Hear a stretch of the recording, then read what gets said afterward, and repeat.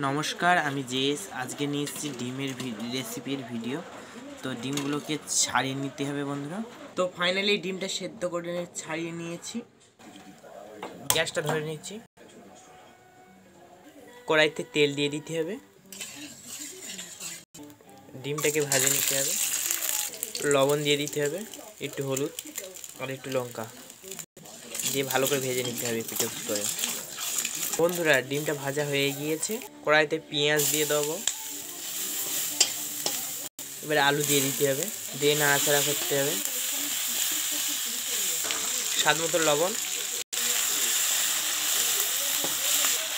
হলুদ,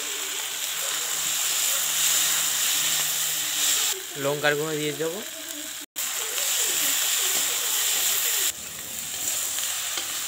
এবার জল দিয়ে দেবো পরিমাণ মতো। দেখুন বন্ধুরা, কত সুন্দর একটা কালার এসছে।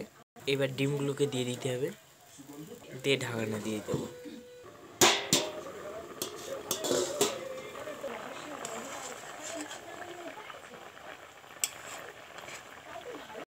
সানরাইজ জিরের গুঁড়ো দিয়ে দেবো। সানরাইজ রান্নার সাথে ভালোবাসার বাঁধে।